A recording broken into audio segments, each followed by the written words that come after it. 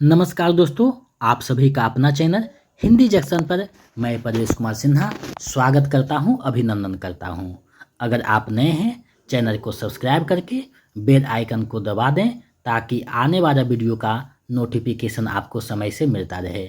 दोस्तों, आज हम पुनः आपके समक्ष उपस्थित हुए हैं बिहार स्टेट पेपर 2 का एक सेट लेकर। महत्वपूर्ण वीडियो है, आप लोग अंत तक बने रहिएगा। इसमें 100 प्रश्नों को हम लोग देखने वाले हैं। अगर आप बिहार बीपीएससी 4.0 या फिर किसी भी स्टेट का टीजीटी पीजीटी ईएमआरएस के बीएस यूजीसी नेट का तैयारी कर रहे हैं तो उसके लिए भी ये वीडियो काफ़ी महत्वपूर्ण होने वाला है। तो आप लोग वीडियो के अंत तक बने रहिएगा, एक एक प्रश्नों को देखिएगा ताकि आपका तैयारी बेहतर हो सके।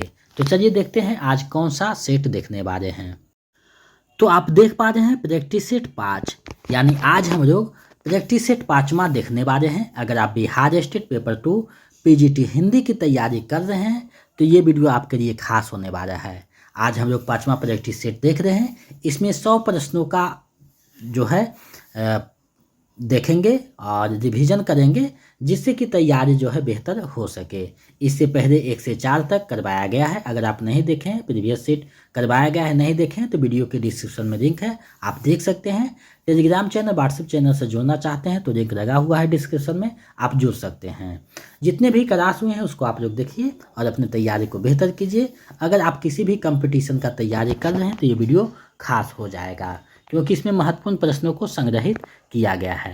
तो आप लोग हिंदी जंक्शन से जुड़ करके अपनी तैयारी को बेहतर कीजिए। हिंदी जंक्शन मतलब पक्का सिलेक्शन, तो अपने सिलेक्शन को पक्का कीजिए। इस चैनल के माध्यम से बिहार में वर्तमान में 4000 से अधिक अभ्यर्थी एक शिक्षक के रूप में अपना योगदान दे रहे हैं। आगे आप भी अपने लक्ष्य को प्राप्त कर सकते हैं। तो आप लोग वीडियो के अंत तक बने रहिएगा, एक एक चीज़ों को देखिएगा। अगर आप चाहते हैं कि बिहार स्टेट पेपर 2 का सभी टॉपिक का notes, practice set, previous set प्राप्त हो तो आप हमारे नंबर 72 61 81 5307 यानी 72 61 81 5307 पे 199 रुपया किसी भी माध्यम से पेमेंट कीजिए। गूगल पे, फ़ोन पे, पेटीएम और उसका स्क्रीनशॉट व्हाट्सएप कर दीजिए तो हम इधर से आपको नोट्स प्रोवाइड करवा देंगे तुरंत में, जिसको आप 1-2 बार देखिएगा। समय भी है 10-12 दिन, आपका रिजल्ट हो जाएगा।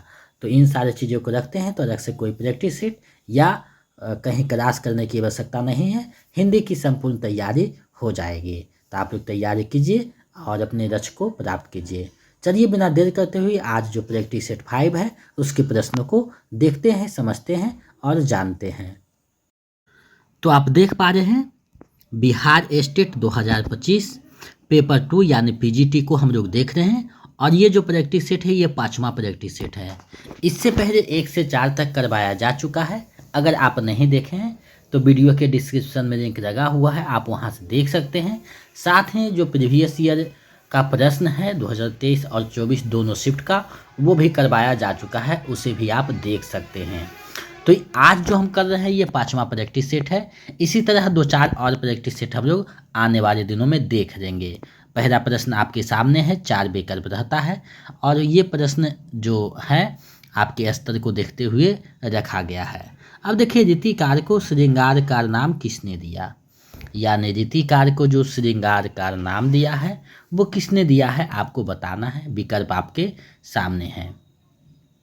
तो देखिए, ये जो नाम दिया गया है श्रृंगारकार, ये विश्वनाथ प्रसाद मिश्र के द्वारा दिया गया है, यानी विकल्प ख जो है आपका सही आंसर हो जाएगा। अब देखिए, रीतिकार को रीतिकार रामचंद्र शुक्ल ने कहे हैं और अलंकृत कार जो है मिश्र बंधु के हैं, तो ये ध्यान में रखिएगा। आगे बढ़ते हैं, प्रश्न अगले को देखते हैं। खुसरो की रचना खारिकबारी वस्तुता है, यानी खारिकबारी जो रचना है अमीर खुसरो की वो क्या है, यानी उसमें क्या संग्रहित है। तो देखिए, खारिकबारी जो है वो मुख्यतः अगर देखा जाए तो फारसी हिंदी शब्दकोश है, यानी विकल्प घ जो है आपका सही आंसर हो जाएगा क्योंकि ये जो है शब्दकोश है। अमीर खुसरो जो है आदिकालीन कवि थे, लेकिन उसी समय जो है खड़ी बोली का वो प्रयोग करते थे। तो ये ध्यान में रखना है कि कौन से युग के कौन से कवि हैं, क्योंकि वहाँ से भी प्रश्न पूछे जा सकते हैं। तो खारिकबारी से संबंधित जो भी प्रश्न आता है यहाँ से पूछा जाता है किसकी रचना है और उसमें क्या है वस्तुता। तो ये 2 तरीका से पूछा जाता है, तो आप इसको अगर देख लीजिएगा तो ये आपका क्लियर हो जाएगा। आगे बढ़ते हैं, प्रश्न आपके सामने है। ब्रह्माचार्य का वेदांत सूत्र पर लिखा प्रसिद्ध ग्रंथ कौन है? यानी ब्रह्माचार्य ने जो वेदांत सूत्र पर प्रसिद्ध ग्रंथ की रचना की है, वो ग्रंथ का क्या नाम है? तो देखिए, ब्रह्माचार्य ने जो वेदांत सूत्र पे ग्रंथ लिखा है, उसका नाम है अनुभाष्य, यानी विकल्प ख जो है आपका सही आंसर हो जाएगा। अनुभाष्य की रचना वो वेदांत सूत्र पे किया है ब्रह्माचार्य ने। अब देखिए, ब्रह्माचार्य जो है कृष्ण भक्त कवि थे और इनके जो शिष्य थे सूरदास थे। आगे बढ़ते हैं, प्रश्न आपके सामने है। विरह वारिस किस रीतिकालीन कवि की रचना है? देखिए, कुछ कुछ प्रश्न आपको बहुत जटिल लगेंगे क्योंकि अंदर से प्रश्न उठाया गया है, तो आपके स्तर को ध्यान में रखते हुए प्रैक्टिस सेट बनाया गया है और आने वाले दिनों में जो प्रैक्टिस सेट देखिएगा और बेहतर होगा। यानी विरह वारिस जो रचना है, रीतिकालीन जो कवि हैं, तो किन की रचना है? तो ये जो रचना है विरह वारिस, ये बोधा की रचना है, तो विकल्प ख सही हो जाएगा। बोधा, आरम ठाकुर, ये सभी जो है रीतिमुक्त कवि थे। देव जो है नवरत्न कवि में आते हैं, यानी जो मिश्र बंधु ने लिखा है उसमें नवरत्न कवि में आते हैं। आगे बढ़ते हैं, हिंदी रंगमंच का जनक किसे कहा जाता है? यानी हिंदी रंगमंच जो है उसका जनक किसे कहा जाता है? तो हिंदी रंगमंच के जनक जो है भारतेंदु हरिश्चंद्र को कहा जाता है, यानी विकल्प ख जो है आपका सही आंसर हो जाएगा। देखिए, बहुत सारे प्रश्न आपको हूबहू मिलते हुए नज़र आएंगे, क्योंकि होता क्या है कि जब एग्जाम में आप बैठिएगा तो आपका प्रीवियस ईयर प्रश्नों को भी समाहित किया जाएगा। तो प्रश्न आपके प्रैक्टिस सेट को इसलिए करवाया जाता है ताकि आपका रिहर्सल हो सके, आप जो है सीमित समय में निर्णय लेके आप देख सके कि आपका स्कोरिंग क्या जा रहा है। अब देखिए, यहाँ प्रश्न है, ज्ञान राशि के संचित कोश का नाम साहित्य है, यह कथन किस विद्वान का है? यानी ज्ञान राशि के संचित कोश का नाम साहित्य है, ये जो कथन है ये किस विद्वान का कथन है आपको बतानी है। तो ये जो कथन है ये महावीर प्रसाद द्विवेदी जी का कथन है, विकल्प ग सही हो जाएगा। अब देखिए, महावीर प्रसाद द्विवेदी के नाम से ही द्विवेदी युग का प्रारंभ होता है, जो 1900 ईस्वी से 1920 तक माना जाता है। 1918 से 1820 तक माना जाता है लगभग, तो 1918 तक माना जाता है द्विवेदी युग। और इसी समय जो है ये पत्रिका के संपादक होते हैं। बहुत प्रसिद्ध पत्रिका है हिंदी साहित्य के लिए, वो पत्रिका का विशेष स्थान है और वो पत्रिका का नाम है सरस्वती पत्रिका। तो सरस्वती पत्रिका का ये संपादक बनते हैं 1903 में और 1920 तक रहते हैं। तो इसका सही आंसर विकल्प ग हो जाएगा। आगे बढ़ते हैं, प्रश्न को देखते हैं। प्रश्न है, हिंदी में मुक्त छंद के प्रवर्तक कवि हैं? यानी हिंदी में जो मुक्त छंद का प्रवर्तक किया था वो कौन कवि ने किया था, ये आपको बताना है। तो देखिए, हिंदी में जो मुक्त छंद प्रयोग किए थे पहली बार, प्रयोक्ता हैं, प्रवर्तक हैं, वो सूर्यकांत त्रिपाठी निराला हैं। जूही की कली 1916 में इनकी रचना आती है, उसी से जो है मुक्त छंद के प्रारंभ माना जाता है। यानी प्रारंभिक कवि जो हैं वो सूर्यकांत त्रिपाठी निराला है और वो रचना जो है वो जूही की कली है, तो ये ध्यान में रखिएगा। आगे बढ़ते हैं, त्रिलोचन का वास्तविक नाम क्या है? यानी मूल नाम क्या है आपको बताना है। तो त्रिलोचन जो है उनका वास्तविक नाम वसुदेव सिंह है, यानी विकल्प क जो है सही हो जाएगा। ये प्रश्न तो बहुत कम देखने को मिलता है, लेकिन अगर नागार्जुन का जब पूछा जाता है तो हो सकता है त्रिलोचन का भी पूछा जाए, तो इसलिए आपको यहाँ दिया गया है ताकि आप उसका अभ्यास कर सकें और कुछ नए प्रश्नों को भी देख सकें। नेक्स्ट प्रश्न की ओर चलते हैं। प्रश्न आपके सामने है, प्रयोगवाद का प्रवर्तक किसे माना जाता है? यानी प्रयोगवाद का जो प्रवर्तक है वो किन्हें माना जाता है आपको बताना है। तो देखिए, प्रयोगवाद का जो शुरुआत हुआ था 1943 से होता है, यानी तार सप्तक से माना जाता है। तो ये अज्ञेय को जो है माना जाता है, तार सप्तक के जो संपादक किए थे वो अज्ञेय थे, इसलिए अज्ञेय को ही प्रयोगवाद का प्रवर्तक माना जाता है। तो विकल्प ग जो है इसका सही आंसर हो जाएगा। आगे बढ़ते हैं, देखते हैं अगले प्रश्न को, प्रश्न क्या कहता है। अब देखिए, यहाँ प्रश्न है, एक आदमी रोटी बेलता है, एक आदमी रोटी खाता है, एक तीसरा आदमी भी है जो ना रोटी बेलता है ना रोटी खाता है, वह रोटी से खेलता है, मैं पूछता हूँ वो कौन है, देश की संसद मौन है। यानी ये जो पंक्ति है, उपयुक्त पंक्ति, वो किसकी पंक्ति है आपको बताना है। तो देखिए ये जो पंक्ति है ये धूमिल की पंक्ति है। धूमिल का पूरा नाम सुदामा पांडे धूमिल है, तो उन्हीं की ये पंक्ति है। अब देखिए यहाँ जो रोटी और संसद उनकी जो कविता है वो इसी से लिया गया है, तो ये देखिएगा। और उनकी एक पुस्तक है संसद से सड़क तक, उसी में ये कविता समाहित है। आगे बढ़ते हैं, देखते हैं अगले प्रश्न को। उदंत मार्तंड पत्रिका में खड़ी बोरी का उल्लेख किस नाम से किया गया है। यदि उदंत मार्तंड जो पत्रिका है उसमें खड़ी बोरी का जो उल्लेख किया गया है वो किस नाम से किया गया है। तो देखिए इस पत्रिका में जो खड़ी बोली है उसका उल्लेख मध्य देशीय भाषा के नाम से किया गया है, यानी विकल्प ग जो है आपका सही आंसर हो जाएगा। अब देखिए आपके पास समय मात्र 10 दिन बचा है, क्योंकि 1-2 दिन आने जाने में आप लोग परेशान हो जाइएगा। तो मुख्यतः 10 दिन बचे हैं, 10 से 11 दिन। उन 10-11 दिनों में आपको जितने भी प्रैक्टिस सेट हैं उसको 2-3 बार देखना है। प्रीवियस ईयर जो क्वेश्चन दिया गया है उसको भी 2-3 बार देखना है। और जो टॉपिक आपको लगता है कि यहाँ हम फंस रहे हैं उस टॉपिक को ज़्यादा रिवीजन करना है। ऐसे देखना रिवीजन तो सभी टॉपिक को करते रहना है, पढ़ना है। कहानी जो है, निबंध है, कविता है, उसको 1-2 बार पढ़ना भी है, क्योंकि बीच से प्रश्न देगा तो आप फंस जाइएगा। तो उसको आपको पढ़ते जाना है ताकि कोई बाधा उत्पन्न ना हो, एग्जाम में आप बहुत आराम से दे सके। अब देखिए 12वां प्रश्न है, हाँ सब कुछ खत्म हो चुका है, हम तबाह हो चुके हैं, यह किसका कथन है। तो ये जो कथन है ये मुन्नी का कथन है, पूस की रात कहानी का है, तो विकल्प क जो है सही हो जाएगा। आगे बढ़ते हैं। आज का वीडियो थोड़ा सा लंबा हो जाएगा, 1 घंटा तक आपको मेरे साथ बने रहना होगा, क्योंकि आज प्रैक्टिस सेट है तो 100 प्रश्नों को देख रहे हैं। प्रेमचंद की कहानियाँ किस भावना से प्रेरित है। तो देखिए प्रेमचंद की जितनी भी कहानियाँ हैं लगभग जो कहानी है वो समाज सुधार की भावना से प्रेरित है, यानी विकल्प घ जो है सही हो जाएगा। अब देखिए नव क्रांति, नारी कल्याण, धार्मिक। धार्मिक पे वो बहुत कम लिखे, नारी कल्याण का बात किए हैं तो वो समाज सुधार में आ जाता है। तो जो सबसे उपयुक्त आंसर है उसी को आपको चुनना है। आगे बढ़ते हैं। प्रश्न है, पंचराइट कहानी में कौन बड़ा काबिल लड़का है। तो पंचराइट कहानी में जो है गोधन बहुत काबिल लड़का है, यानी विकल्प ख जो है सही हो जाएगा। आगे बढ़ते हैं, देखते हैं अगले प्रश्न को। प्रश्न आपके सामने है, गोधन के मांगने पर कौन दौड़कर गड़ी का तेल जाती है।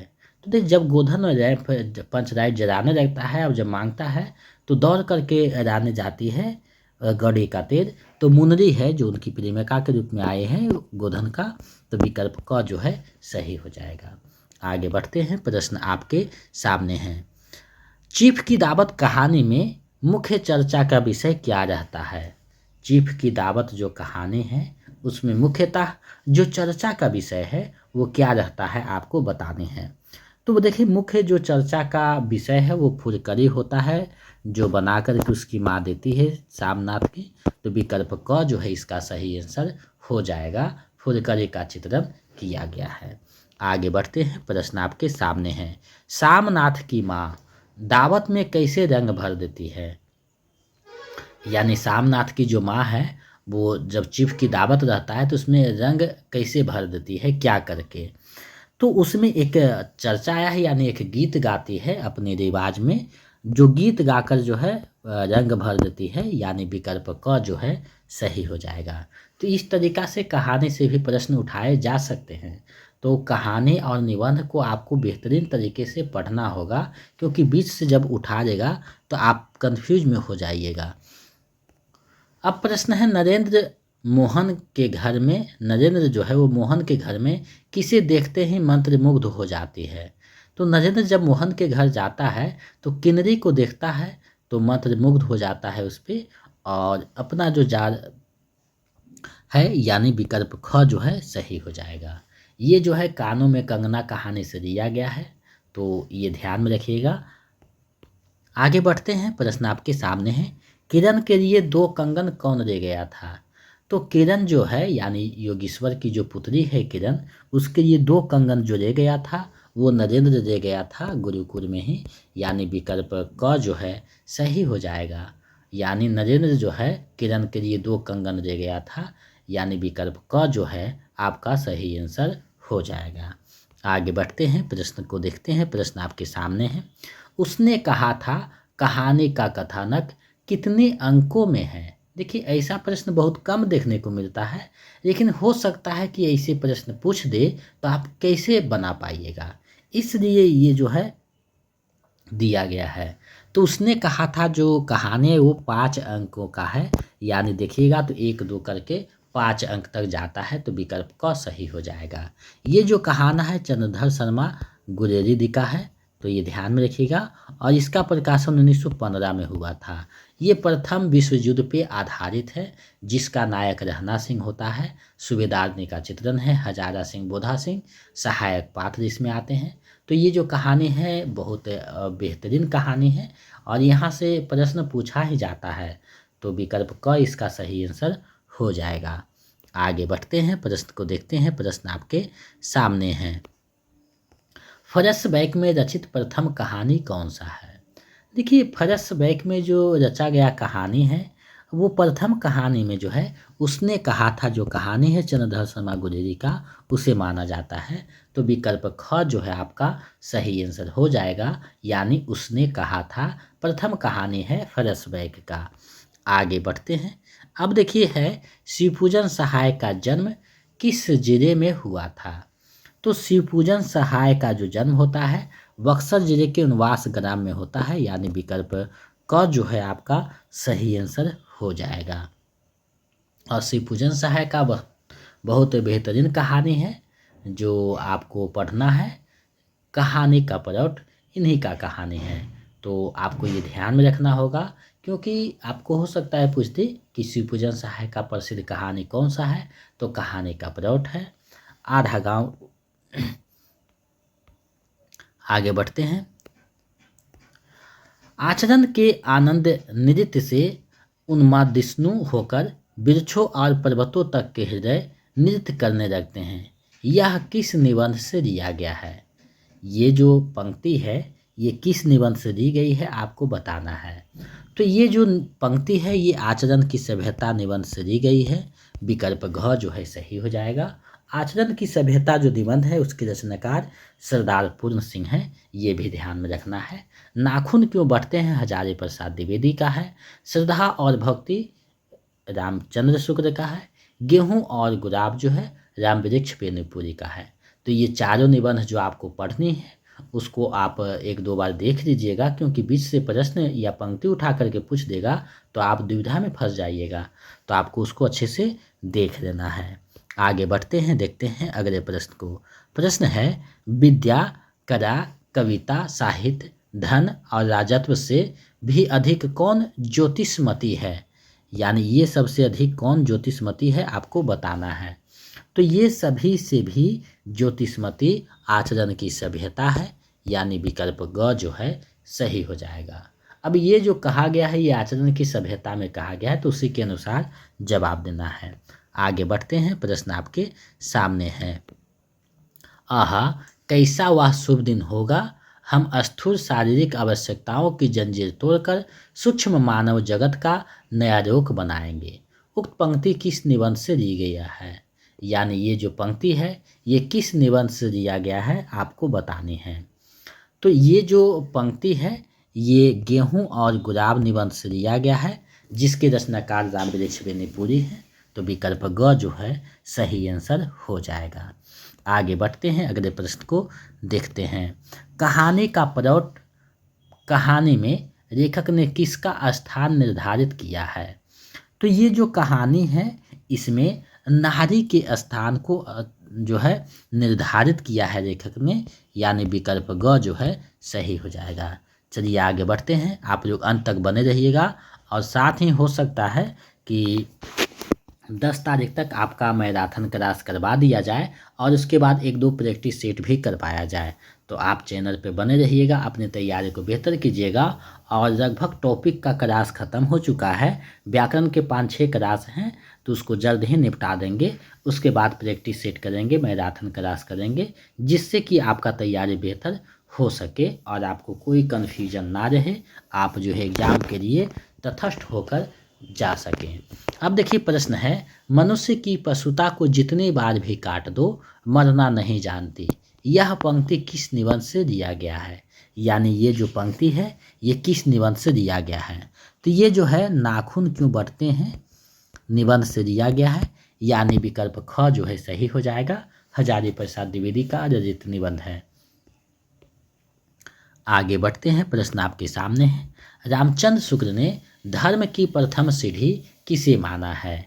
तो रामचंद्र शुक्ल जो है धर्म की प्रथम सीढ़ी जो माने हैं वो श्रद्धा को मानते हैं, यानी विकल्प ग जो है सही हो जाएगा। धर्म की प्रथम सीढ़ी श्रद्धा है और श्रद्धा और भक्ति के योग, श्रद्धा और प्रेम का नाम ही भक्ति है, तो ये ध्यान में रखिएगा।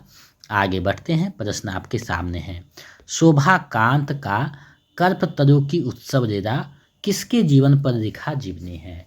यानी शोभाकांत ने जो कल्पतरु की उत्सव लीला जीवनी लिखा है वो किसके जीवन पे लिखा है, ये आपसे प्रश्न पूछा जा रहा है। तो ये जो जीवनी लिखा गया है रामकृष्ण परमहंस के जीवन पे लिखा गया है। विकल्प ख जो है सही हो जाएगा। तो जीवनी संस्मरण रेखा चित्र ये टॉपिक आपको करवाए गए हैं, वीडियो है आप उसको देख सकते हैं। अब देखिए यहाँ है एक प्रश्न है, देख देख राधा रूप अपार अपूर्वो के बिही आनी मिराओ लिखित तर रावणी सार। उपयुक्त पंक्ति के रचयिता कौन है? यानी ये जो पंक्ति है ये किसकी पंक्ति है? तो ये जो पूरी पंक्ति है ये विद्यापति की पंक्ति है और विद्यापति के जो 4 पद पढ़ने हैं उसको देख लीजिएगा, पढ़ाया जा चुका है, वहाँ से भी प्रश्न पूछे जाते हैं। आगे है, काहे रे नरनी तू कुम्हरानी तेरे ही नारी सरोवर पानी। उपयुक्त पंक्ति के रचयिता कौन है? तो ये जो पंक्ति है ये कबीरदास की पंक्ति है, हमेशा एग्जाम में देखने को मिलता है। तो विकल्प घ जो है सही हो जाएगा। अब देखिए कबीरदास जो है भक्ति कार्य के कवि हैं, भक्ति कार्य में निर्गुणवादी कवि हैं, उसमें भी जो है ज्ञान मार्गी कवि हैं। तो ये ध्यान में रखिएगा। इनकी जो वाणियों का संग्रह है बीजक है, बीजक के जो संपादक हैं वो इनके शिष्य जो हैं धर्मदास हैं। तो इतनी बातें आपको पता होनी चाहिए। सूरदास हैं तो ये कृष्ण भक्त कवि हैं, यानी सगुन मार्गी भक्त कार्य के जो सगुन मार्गी हैं उसमें कृष्ण भक्त हैं, और तुलसीदास जो है राम भक्त कवि हैं। विद्यापति आदि कालीन कवि हैं। तो ये बातें पता होनी चाहिए। आगे बढ़ते हैं, देखते हैं अगले प्रश्न को। प्रश्न आपके सामने है, नीके रहियो जसुमत मैया आवेंगे दिन 4-5 में हम हरधर दोहूं भैया। उक्त पंक्ति के रचयिता कौन है? तो ये जो पंक्ति यहाँ दिया गया है ये सूरदास की पंक्ति है, यानी विकल्प क जो है सही हो जाएगा।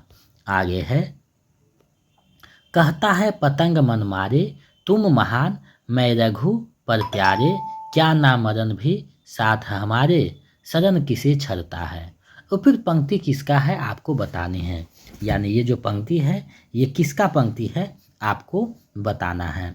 तो ये जो पंक्ति है ये मैथिली शरण गुप्त की पंक्ति है। विकल्प ख जो है सही हो जाएगा। भ्रमर गीत में ज्ञान और निर्गुण भक्ति का प्रतीक कौन है? ज्ञान और निर्गुण भक्ति का जो प्रतीक है वो कौन है?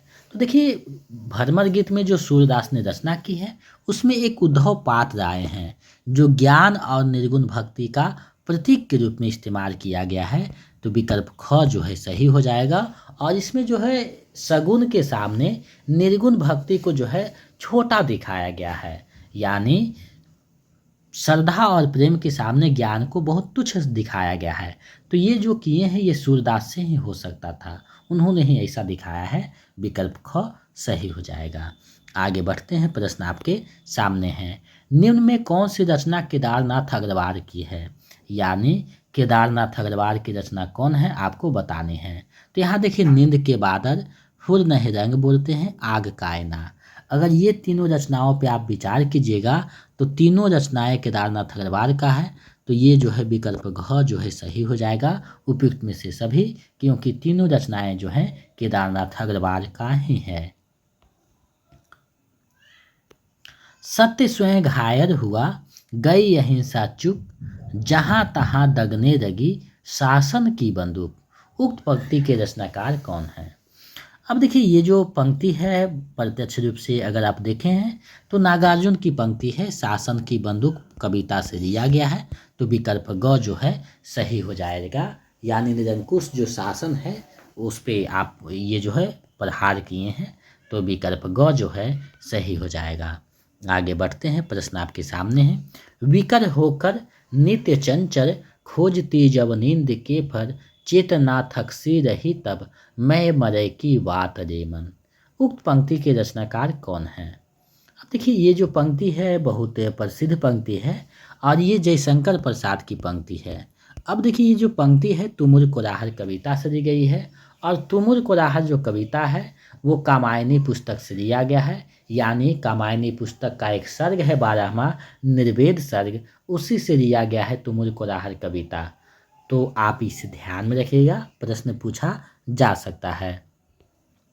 आगे है, चरना है केवल चरना है, जीवित जीवन चलता ही रहता है, रुक जाना है मर जाना ही, निर्झर यह झरकर कहता है। उक्त पंक्ति के रचनाकार कौन है? अब देखिए ये जो पंक्ति है ये जीवन के झरना पंक्ति से, ये जीवन के झरना जो कविता है उससे लिया गया है और वो कविता के रचनाकार आर.सी. प्रसाद सिंह हैं। तो विकल्प ग जो है सही हो जाएगा। इन्हें जो है जीवन और यौवन का कवि भी कहा जाता है, बिहार से संबंध रखते हैं, इसलिए ये जो कविता है काफ़ी जो है महत्व रखता है। तो जीवन के झरना जो कविता है उसकी एक एक पंक्ति को आप ध्यान में रखिएगा क्योंकि वहाँ से प्रश्न पूछा जा सकता है। वह तोड़ती पत्थर कविता में युवती किस समय इलाहाबाद के पथ पर पत्थर तोड़ रही है? तो देखिए युवती का जो चित्रण किया गया है दोपहर के समय का जो है चित्रण किया गया है। तो ये जो कविता है सूर्यकांत त्रिपाठी निराला के द्वारा लिया गया है, तोड़ती पत्थर कविता, जिसमें एक युवा मजदूरनी है जो पत्थर तोड़ रही है इलाहाबाद के पथ पर। तो विकल्प ख जो है सही हो जाएगा। आगे बढ़ते हैं, प्रश्न आपके सामने है। रामधारी सिंह दिनकर को किस पुस्तक के लिए साहित्य अकादमी पुरस्कार प्राप्त हुआ? यानी साहित्य अकादमी पुरस्कार जो दिया गया है रामधारी सिंह दिनकर को किस पुस्तक के लिए दिया गया है? तो देखिए साहित्य अकादमी इन्हें जो दिया गया है संस्कृति के 4 अध्याय पुस्तक के लिए दिया गया है, यानी विकल्प ग जो है सही हो जाएगा।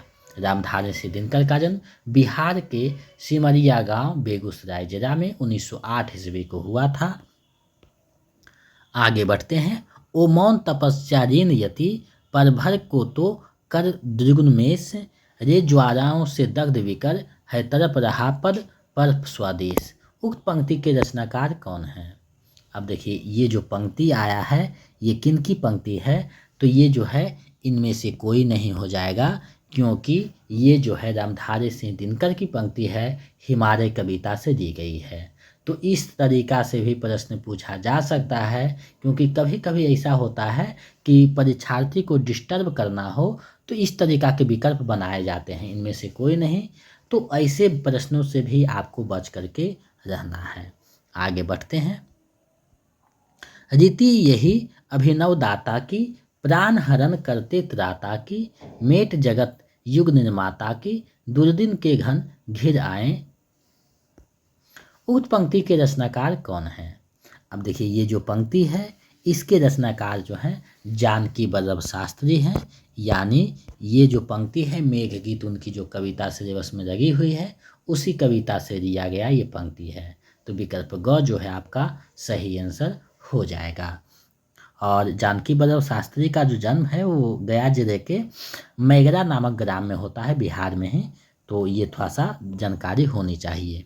आगे है, मैथिली भाषा के साथ और किस किस भाषा को वर्ष 2003 में संविधान की 8वीं अनुसूची में शामिल किया गया? तो देखिए मैथिली भाषा के साथ डोगरी, बोडो, ये बोडो है, संथाली, ये तीनों भाषाओं को जो है सम्मिलित किया गया है। तो इसका जो सही आंसर है विकल्प घ हो जाएगा, यानी उपयुक्त में से सभी, क्योंकि तीनों भाषाओं को उस समय शामिल किया गया था। आगे है, आज इस यौवन के माधवी कुंज में कोकिल बोल रही, गीत चंद्रगुप्त नाटक में कौन गाती है? यानी ये जो गीत है ये कौन गाती है आपको बताना है। ये गीत तो एग्जाम में बहुत कम देखने को मिला है, लेकिन कभी कभी ऐसे भी पूछे जा सकते हैं। तो ये जो गीत है ये सुहासिनी के द्वारा गाया गया है, यानी विकल्प घ जो है सही हो जाएगा। चंद्रगुप्त का जो प्रकाशन है 1931 ईस्वी में होता है, और ये नाटक के जो रचनाकार हैं जयशंकर प्रसाद हैं, जिसमें 44 दृश्य हैं, 4 अंक हैं। तो ये आपको पता होनी चाहिए। इसका जो नायक है चंद्रगुप्त है। आगे बढ़ते हैं, देखते हैं अगले प्रश्न को। प्रश्न आपके सामने है, वर्तमान में भारतीय संविधान की 8वीं अनुसूची में कितने भाषाओं का उल्लेख है? तो देखिए, वर्तमान समय में अगर संविधान की 8वीं अनुसूची में देखा जाए तो 22 भाषाओं का उल्लेख किया गया है, यानी विकल्प घ जो है आपका सही आंसर हो जाएगा। आगे है, चंद्रगुप्त नाटक के किस अंक में समवेत स्वर में हिमाद्रि तुंग बढ़े चलो गीत गाया जाता है? तो ये जो है समवेत स्वर में, यानी सभी मिलकर जो ये गाते हैं, ये जो गीत है ये किस में है? तो चौथा यानी अंतिम जो अंक है उसमें गाया जाता है। विकल्प घ जो है सही हो जाएगा। आगे प्रश्न है, अब इतना कीजिए कि वह कवि कुल शिरोमणि जहाँ भी हो उन्हें ढूंढ कर ले आइए। यहाँ कवि कुल शिरोमणि किसे कहा गया है? तो ये जो पंक्ति का प्रयोग हुआ है आषाढ़ का एक दिन नाटक में, इसमें जो है कालिदास को जो है कवि कुल शिरोमणि कहा गया है, यानी विकल्प ग जो है सही हो जाएगा। आषाढ़ का एक दिन नाटक के रचनाकार जो हैं वो मोहन राकेश हैं, जिसका प्रकाशन 1958 में होता है, और इसका नायक कालिदास और नायिका जो है वो मलिका होती है। तो इतनी बातें आपको ध्यान होनी चाहिए। आगे देखिए है, किस वाक्य में अनिश्चयवाचक सर्वनाम है? तो देखिए, अनिश्चयवाचक सर्वनाम तो कोई ना कोई तो मेरी बात सुनेगा, ये तो अनिश्चय। किसी ने पत्थर मारा, ये भी अनिश्चय है। हमने भारत में रहकर बहुत कुछ किया, ये निश्चयवाचक है। अब देखिए, यहाँ 2 विकल्प सही हैं। यहाँ विकल्प बनाना चाहिए उपयुक्त में से एक से अधिक, लेकिन कभी कभी एग्जाम में ऐसे नहीं होते हैं, तो आपको जो है विकल्प घ को ही बनाना होगा, क्योंकि यहाँ जो है मिस प्रिंट हुआ है। तो चैलेंज जब कीजिएगा तो विकल्प पे चैलेंज हो जाएगा, लेकिन यहाँ हम ये जानबूझकर एक प्रश्न में किए हैं, और आपको जो ये दिया जाएगा उसमें सुधार दिया गया है आंसर में। ये इसलिए किया गया है ताकि ऐसा भी कभी कभी होता है, तो उपयुक्त में से सभी इनका सही आंसर होना चाहिए, क्योंकि ये इस तरीक़ा से भी जब चैलेंज कीजिएगा तो हो जाएगा, या फिर ऐसे रहेगा तो आप क को आंसर कर सकते हैं, यानी जो पहले आता है उसको आंसर किया जाता है, लेकिन ऐसा बहुत कम देखने को मिलता है। तो इसका सही आंसर जो है एक से अधिक, यानी उपयुक्त में से एक से अधिक होना चाहिए। एक से अधिक जैसे बीपीएससी विकल्प बनाता है तो इसमें जोड़ा जाएगा, यानी विकल्प घ सही हो जाएगा, एक से अधिक। आगे है, शब्द रचना में किसका योगदान होता है? तो देखिए, शब्द रचना अगर देखा जाए तो उसमें उपसर्ग, धातु और प्रत्यय तीनों का जो है योगदान होता है। तो उपयुक्त में से सभी हो जाएगा, यानी विकल्प घ जो है आपका सही आंसर हो जाएगा, उपयुक्त में से सभी, क्योंकि तीनों के योगदान से शब्द बनते हैं।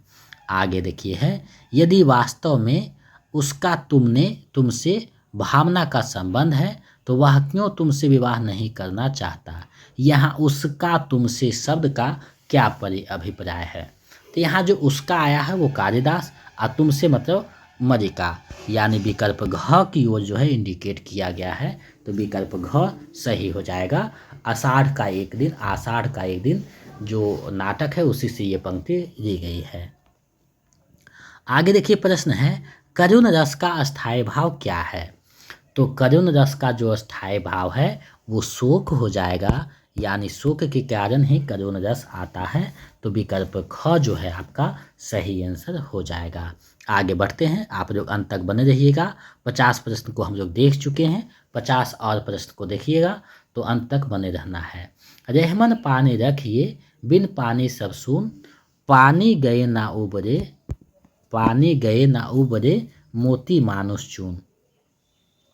तो ये जो पंक्ति है इसमें कौन सा अलंकार है आपको बताना है। तो देखिए, पानी शब्द का 3 बार प्रयोग हुआ है, तीनों बार 3 अर्थ में हुआ है। अब इस तरीका से जब रहता है तो श्रेष्ठ अलंकार हो जाएगा, यानी विकल्प ख जो है सही हो जाएगा, श्रेष्ठ अलंकार। आगे बढ़ते हैं, देखते हैं अगले प्रश्न को। प्रश्न आपके सामने है। कवित्त वर्णिक छंद में कुल कितने वर्ण होते हैं? तो कवित्त जो वर्णिक छंद है उसमें 31 से 33 तक हो सकते हैं, तो विकल्प घ जो है सही हो जाएगा, 31। आगे है, जायसी ने नागमती वियोग खंड में वर्ष की शुरुआत किस माह से की है? तो जायसी का जब नागमती वियोग खंड देखिएगा तो जो वर्ष का जो शुरुआत किया है हिंदी माह से, वो आषाढ़ से किया है। चढ़ा आषाढ़ गगन घन गाजा, तो ये जो है आषाढ़ माह से शुरुआत किया है, तो विकल्प घ जो है आपका सही आंसर हो जाएगा। अब नागमती वियोग खंड जो है पद्मावत के 30वां खंड से लिया गया है, यानी 30वां खंड का एक छोटी लंबी जो है भाग है उसी से लिया गया है, विकल्प ख सही हो जाएगा। आगे है, त्यागपत्र उपन्यास में जज के पद पर कौन रहता है?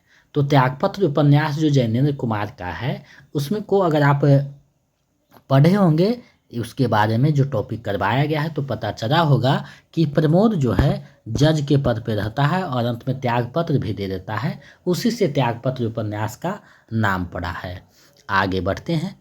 पहना दो मेरे हाथों में हथकड़ियाँ, देख लिया तुम्हारा न्याय और अक्ल का दौर, यह कथन किसका है?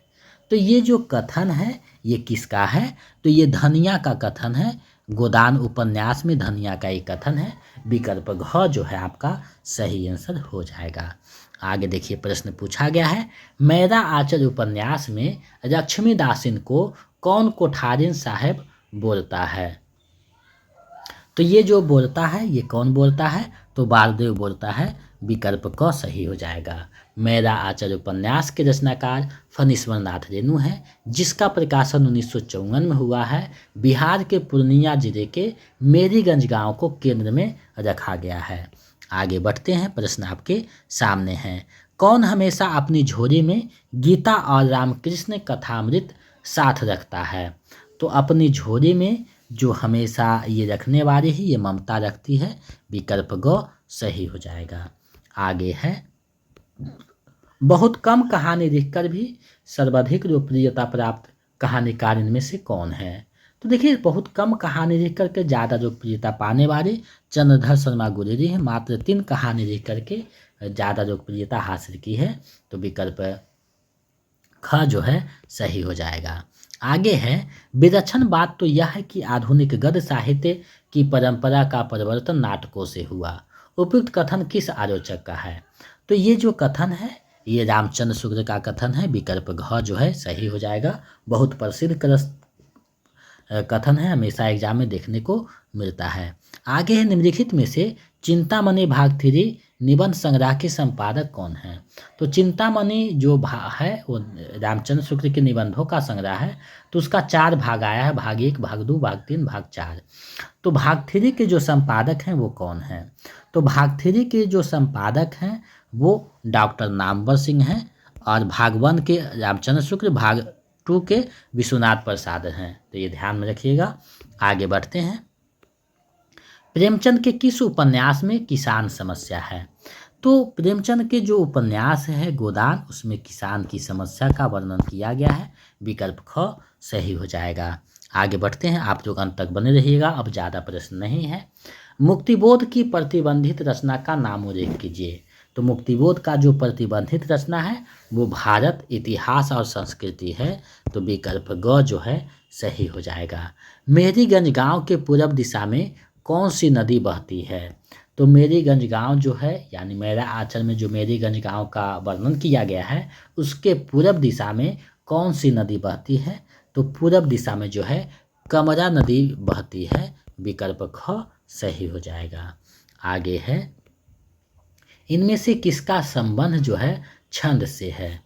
तो देखिए, छंद से गुरु, रघु, यति, ये सभी तुक हो जाएगा, गति हो जाएगा, ये सभी का जो संबंध है छंद से है, तो विकल्प घ जो है सही हो जाएगा सभी। आगे है, सर्वाधिक प्राचीन संप्रदाय कौन सा है? यानी सबसे पहले कौन सा संप्रदाय का जो है माना जाता है? तो सबसे पहले जो है रस संप्रदाय आता है, यानी विकल्प क जो है सही हो जाएगा, जिसके प्रवर्तक भरत मुनि हैं। उसके बाद आता है अलंकार संप्रदाय भामह का, उसके बाद आता है रीति संप्रदाय वामन का, बाद में आता है ध्वनि संप्रदाय आनंदवर्धन का। तो ये देख लीजिएगा। आगे है रति नामक अस्थायी भाव की व्युत्पत्ति किस रस से हुई है। तो रति नामक जो भाव है उसकी व्युत्पत्ति जो है किस रस से हुआ है, तो इसका व्युत्पत्ति जो है श्रृंगार रस से माना जाता है, यानी विकल्प ग जो है सही हो जाएगा।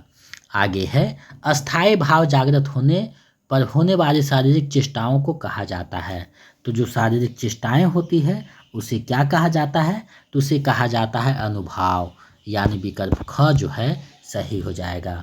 आगे है निम्न में कौन अर्थालंकार है।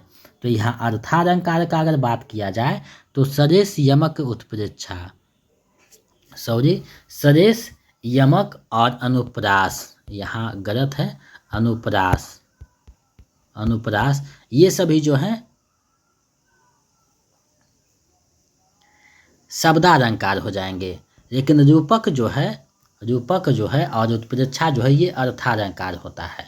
तो ये थोड़ा सा विकल्प बनाने में मिस्टेक हुआ है, इसको सुधारा जाएगा।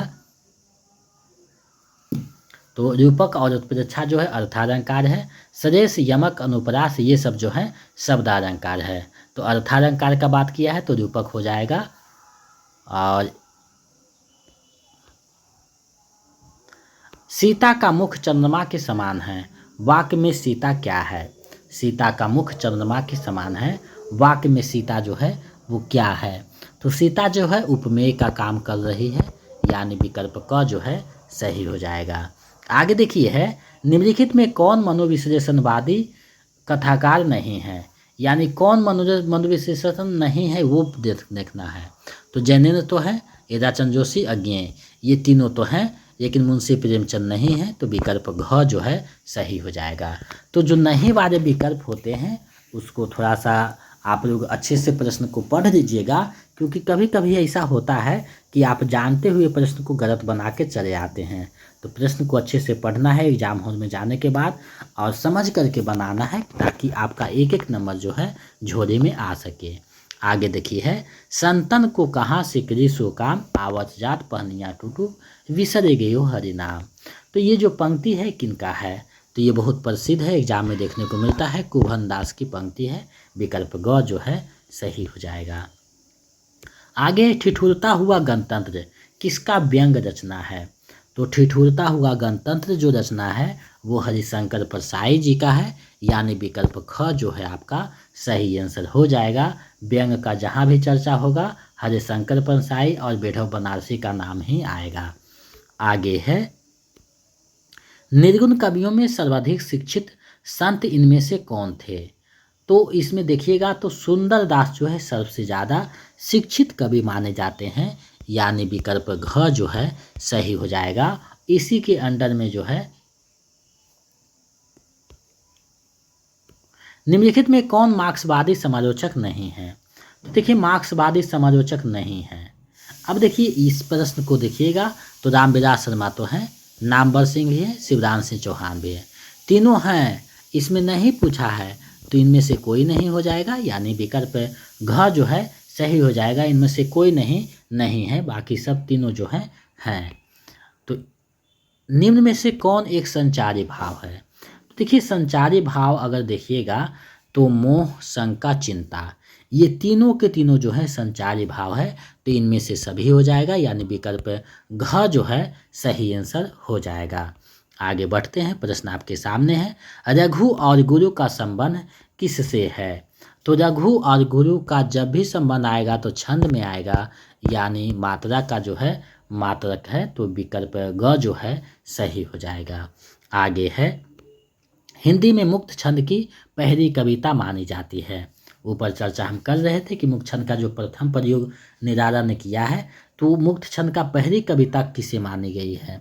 तो पहली कविता का बात होगा तो जूही की करी है, 1916 में ये आती है, विकल्प ग जो है सही हो जाएगा। आगे है रामचंद्र शुक्ल ने किस कवि से रीतिकार का आरंभ माना है।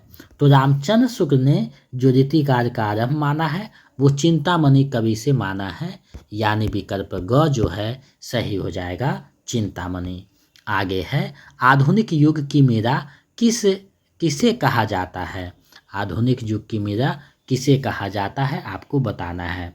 तो आधुनिक युग की जो मीरा है वो कहा जाता है महादेवी वर्मा को, यानी विकल्प ख जो है सही हो जाएगा। आगे बढ़ते हैं, कुछ और प्रश्न है, अंत तक बने रहिएगा। सचेतन कहानी के प्रवर्तक किसे माना जाता है। तो सचेतन जो कहानी है उसके प्रवर्तक महीप सिंह को माना जाता है, यानी विकल्प क जो है सही हो जाएगा। तो जितने भी टॉपिक आपके सिलेबस में थे सभी टॉपिक को हमने करवा दिया है, और व्याकरण के जो 4-5 बचे हुए हैं उसको हम लोग देख लेंगे, जिससे कि आपका तैयारी जो है संपूर्ण हो जाएगा। उसके बाद जो है मैराथन एक कर लेंगे और 2-3 और प्रैक्टिस सेट देख लेंगे, और बिल्कुल जो है प्रैक्टिस सेट आने वाला जो रहेगा और स्तर को देखते हुए बनाया रहेगा, यानी आपको लगेगा कि एग्जाम ही दे रहे हैं। रामचंद्र शुक्ल हिंदी का पहला कहानी किसे माना है। तो रामचंद्र शुक्ल ने हिंदी का जो पहला कहानी माना है वो इंदुमती को माना है, विकल्प क जो है सही हो जाएगा, इंदुमती। आगे प्रश्न है, जड़िया कवि किसे कहा जाता है। तो जड़िया कवि जो है वो किसे कहा जाता है। तो इसको अगर आप देख रहे हैं तो समझ में आ रहा है, नंददास को जो है जड़िया कवि माना गया है, यानी विकल्प ग जो है सही हो जाएगा। आगे है, हिंदी साहित्य का प्रथम ज्ञानपीठ पुरस्कार किसे मिला।